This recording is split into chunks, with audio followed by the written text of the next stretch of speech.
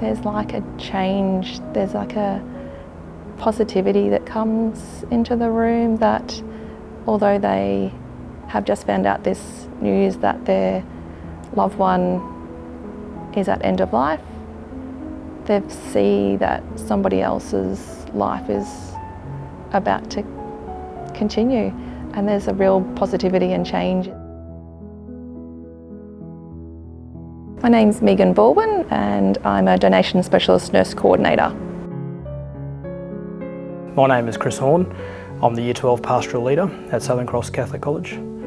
And I'm here because I want to speak about my brother Daniel, who we lost in February of 2018, aged just 24 years, and the gift that he was able to give as an organ donor.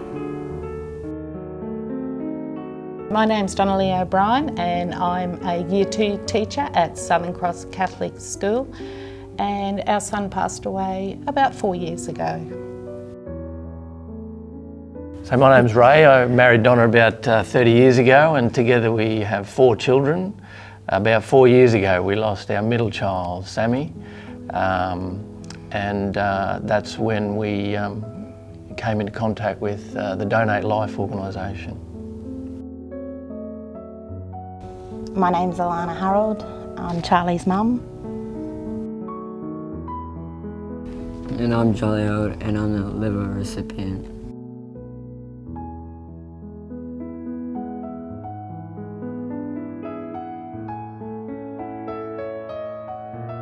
Probably the hardest part is that they've come to the realisation that their loved one has died or is about to die, and seeing the emotional response to that, it's quite heartbreaking.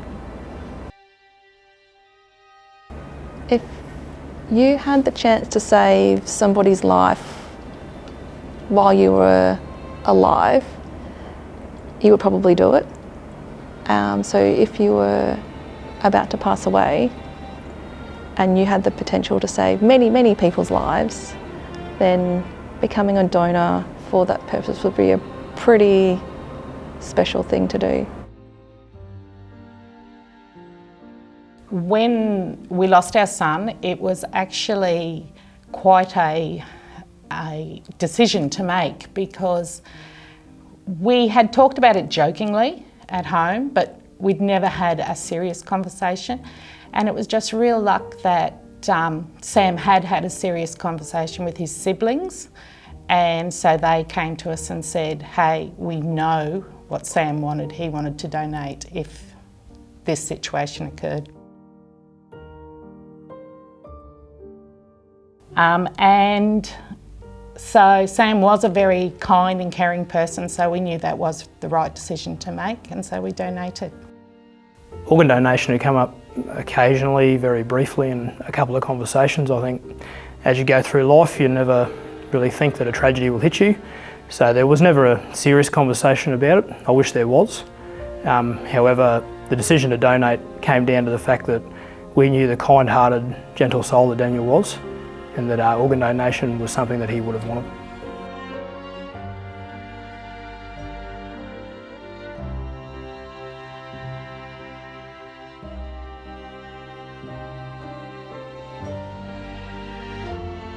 Potentially one person can save 7 lives, not just through organ donation but also tissue donation, and seeing the number of people whose lives are saved from one donor is pretty impressive, pretty big.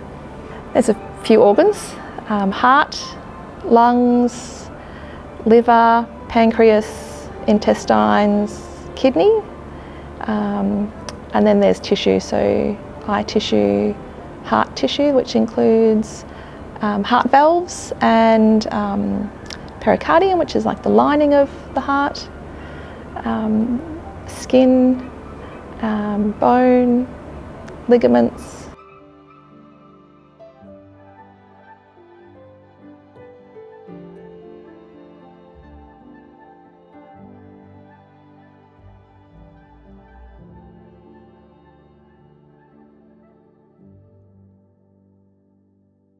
So at the time that we delivered the news that we would be losing Daniel, all of our family was present. We got an amazing amount of strength from a lot of people that joined us at the hospital, and obviously a lot of strength and support in the weeks, the months, the years that followed to this day, including from the Southern Cross Catholic College community. So once we had a chance over about a day to process that we would be losing him, we had a visit from a person from Donate Life who spoke with myself, my sister, my mum and my dad. So the four of us were in the room, and that's where we were, it was suggested to us that a special gift could be given through Daniel's organs, the organs that could be donated. And that's something that we contemplated just only for a few seconds really it took us. We all looked at each other, and we knew in that moment that the opportunity to donate organs was something definitely that Daniel would have wanted, and it was his special way to be able to give life. He never reached that stage of his life, sadly, where he was able to have children of his own, but we see it as a way that he was able to give life. I've met a few recipients, yeah. They always comment on how well they feel now that they've had a transplant. I've talked to a couple of kidney recipients, and they say that the next day when they wake up they have energy and feel full of life like they've never felt for a very, very long time. I've got a kidney recipient who's in her 60s, and she goes walking up and down the Strand. She was not able to do beforehand. She said before her transplant she would go to dialysis 3 days a week, and then she would sleep pretty much the rest of the time because she had no energy.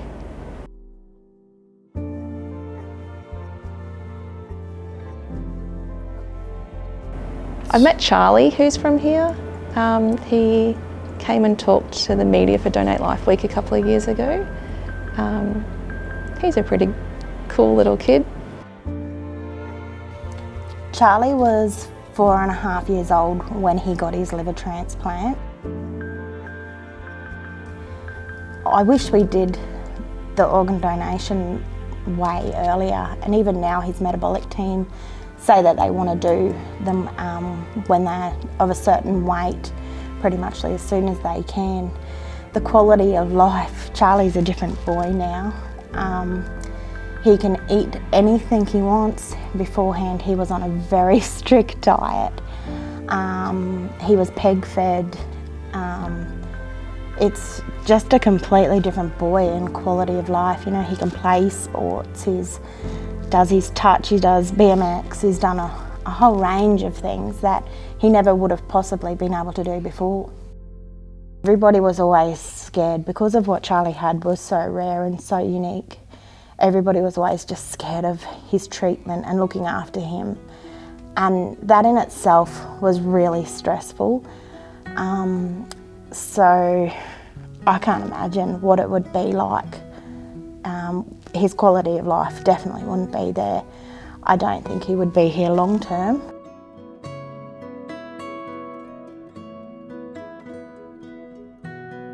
A bit of a surreal conversation around, you know, rightio, which organs would we be comfortable donating?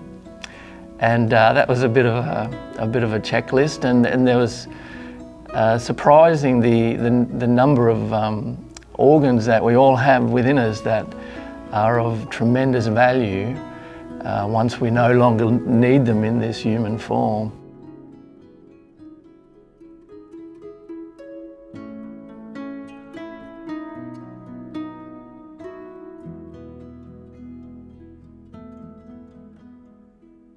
It was an incredible experience, one that you can't prepare for, But again, you know, we were treated with such dignity and respect and compassion. It's a process that we hope you'll never have to go through, but it is inevitable. It's what we sign up for when we come to this place. We're all going to the same place, but if we can leave things behind that will help the quality of life for other people. It is amazing the strength that can be drawn from that.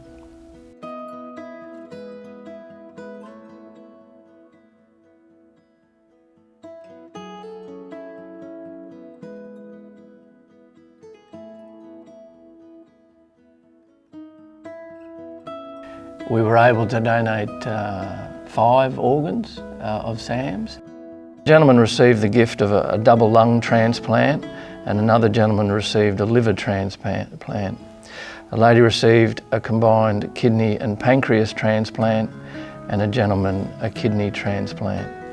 The transplant team's caring for the recipients so that they are all recovering as expected. You don't know what sort of time frame as to when that transplant will occur, which is obviously fair enough, and that's something that we obviously respect.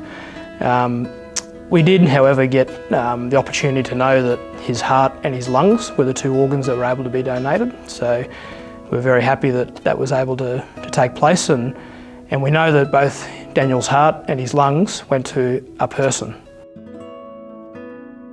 An important thing to let people know is that you get to choose what organs you give. And when we lost Sam, one of the things I was unable to part with was his heart. We didn't give his heart, and that was because throughout the whole traumatic event, the one thing they never ever had to do was keep his heart beating. They had to give him oxygen, they had to give him everything else, but his heart was beating on its own. And so I actually told them, no, I couldn't do the heart.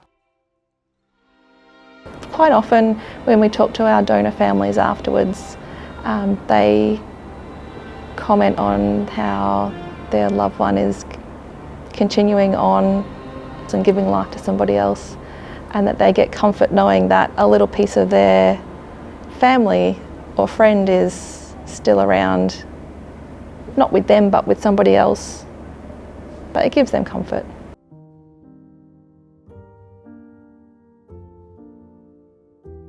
Through the loss of Sam, there's 4 people today that have a much, much better quality of life than they otherwise would have had.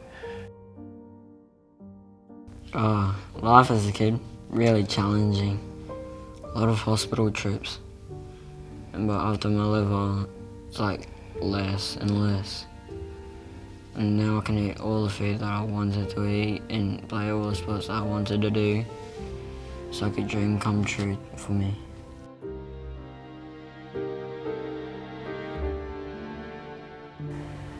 The legislation states that healthcare staff can't facilitate donors and recipients meeting.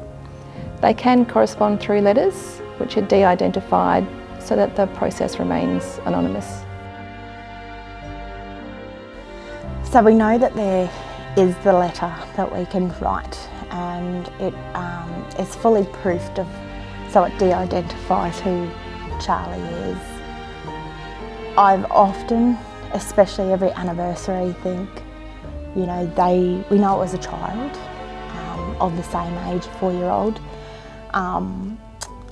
They lost a baby and we gained a new life, and often think I'd love to do it. I'm not ready yet, but I do see in the near future, I really do think that I will be a bit more courageous and open to do it. This is just a journey that, while I'm happy to talk about it, it still hurts a lot, and there's a lot of emotion still behind it. So we received a thank you card from the gentleman who received Sammy's liver.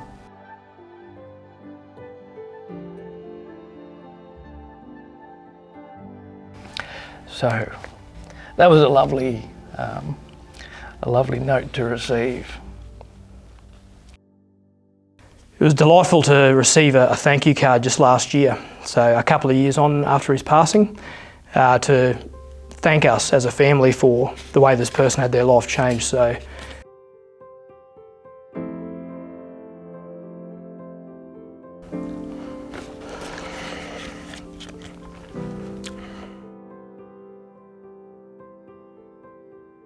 there are about 7 million registered organ and tissue donors. However, there's about 13 million that are eligible to register that haven't registered. Last year, there was a 16% decrease in the number of donors in Australia. 70% of Queenslanders support organ and tissue donation. Majority of those just haven't got around to actually registering.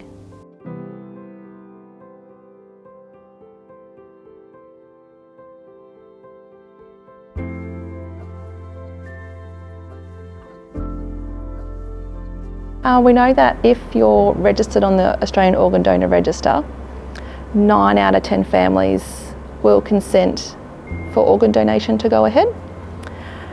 If you're not on the Organ Donor Register but you've talked to your family about it, it's about 7 out of 10 families that will consent to organ donation because they've had that conversation in the background.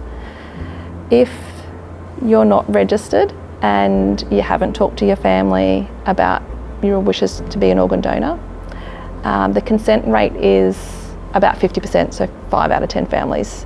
So it's a really important thing if you want to be an organ donor to register. It cuts out the need for your family to make a decision when they don't know what your wishes are.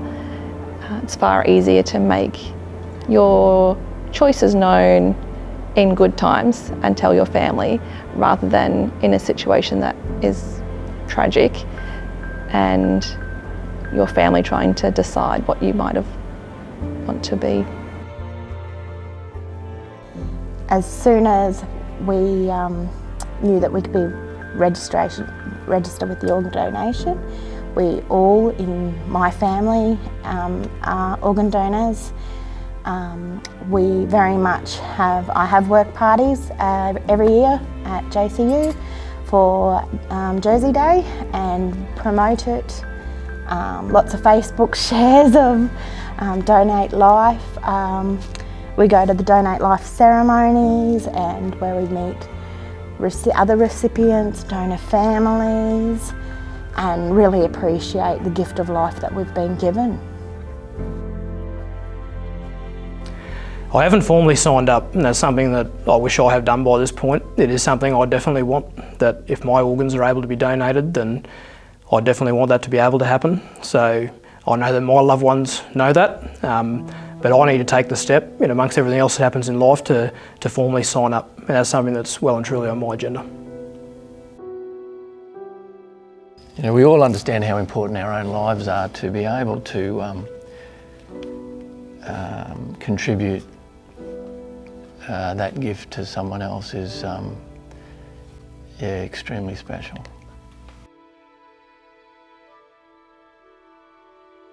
So you can register from the age of 16. You just go to www.donatelife.gov.au and with your Medicare card number you can register. It just takes about a minute of your time.